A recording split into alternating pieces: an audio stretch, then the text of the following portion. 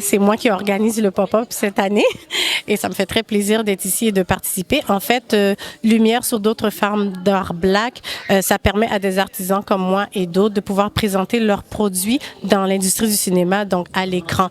Pour nous, on peut voir plein de produits qui sont très populaires dans les magasins, que les gens peuvent acheter, mais on a aussi des artisans qui travaillent très fort pour présenter des produits très spéciaux et qui pourraient être meilleurs, qui pourraient avoir une meilleure vue, et la meilleure place pour le faire, c'est à l'écran.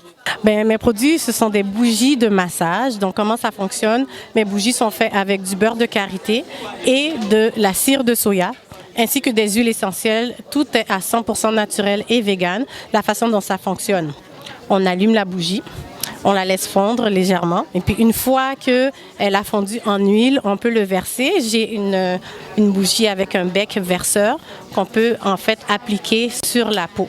Donc, c'est une invention que j'ai trouvée très intéressante et puis qui permet d'avoir à la fois la bougie et aussi le massage. Puis l'autre particularité que j'ai avec ma bougie, c'est qu'ils sont nommés avec des noms de chanteurs afro-descendants qu'on peut scanner et puis on peut avoir la musique sur YouTube.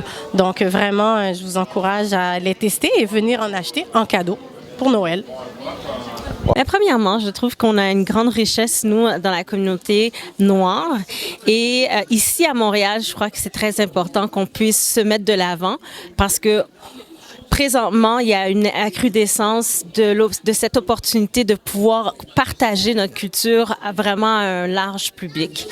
Et je crois que si nous, on ne prend pas cette opportunité qui nous est présentée, ça fait qu'une partie de notre histoire ne sera pas racontée. Alors, pour moi, participer au festival du film Black et de pouvoir participer avec mes artisans, les autres entrepreneurs, c'est une façon pour dire que nous avons notre place et il est important qu'on puisse être là pour se supporter et s'inspirer les uns les autres. Et surtout pour le thème aussi. Le thème cette année, c'est Lumière sous d'autres formes d'art black à Montréal. Ça vous dit quoi? Ça veut dire qu'on a une grande diversité. Vraiment, on est des gens créatifs déjà à la base et je crois que ça se reflète dans tout ce qu'on est en train d'apporter. On a des gens qui qui aident en stylisme optique comme moi-même. Il y en a d'autres, c'est au niveau des accessoires, de la peinture, même des poupées. J'ai trouvé ça extraordinaire de voir la variété de personnes, les produits beauté. Ça, déjà à la base, on a ça. On le sait, à la base, produits de beauté, produits pour cheveux, mais d'aller voir maintenant au niveau des vêtements, au niveau des accessoires ou des meubles, je trouve que c'est intéressant d'avoir une plateforme comme celle-ci pour mettre de l'avant et le montrer. En anglais, on appelle showcase. Showcase what we have so that we could know. Comme ça, on peut savoir la richesse qu'on porte vraiment. Pas seulement de l'avoir dans la tête et dans le cœur, mais de le voir, de pouvoir l'expérimenter, de pouvoir l'acquérir aussi. Ouais. Merci, Denis. Plaisir.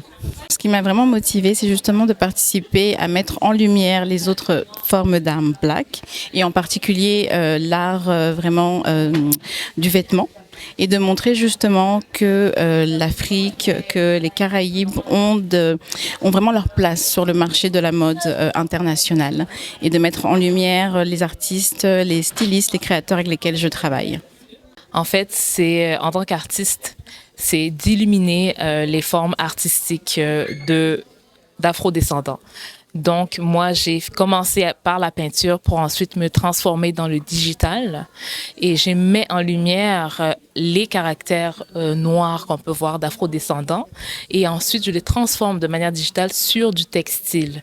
Donc, l'objectif, c'est d'avoir justement de beaux accessoires, de l'art sur de l'accessoire qui peut être versatile et qui peut aussi donner un peu de radiance dans votre habillement, la manière de vous habiller, de vous présenter élégant, mais avec beaucoup de couleurs. Donc, l'inspiration est africaine, un mélange occidental aussi, et qui combiné avec la production locale à Montréal pour tout type de femmes, d'hommes, enfants.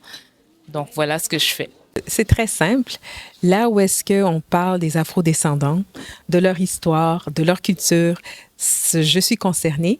Et en tant qu'entrepreneur afro-descendante, moi, je fais des produits capillaires spécifiques à la porosité des cheveux.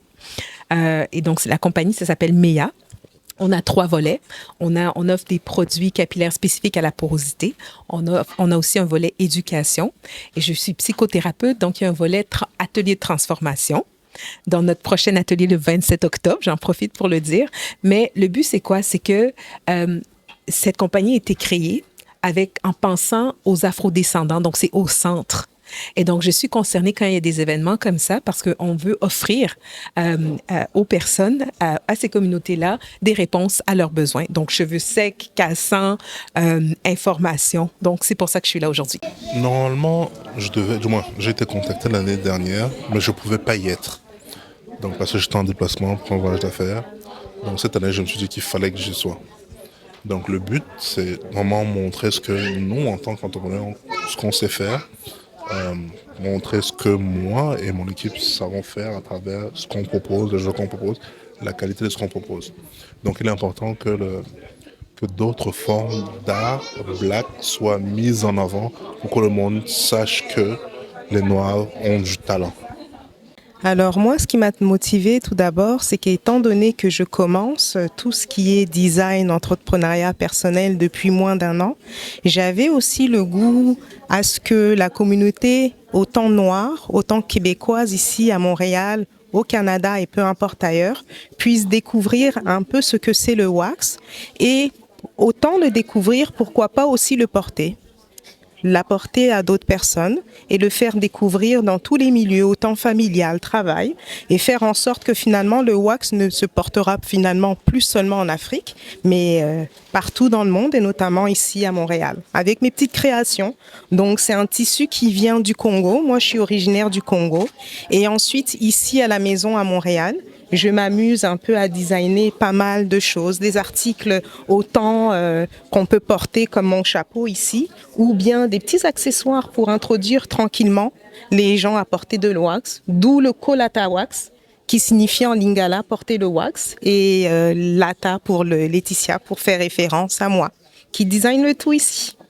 Ben, ce qui m'a motivée, en fait, c'est de pouvoir mettre de l'avant effectivement nos produits, des produits aussi que je fais moi-même à la main. Donc, c'est une forme d'art parce que je fais toutes les formules, je fais toutes les recherches.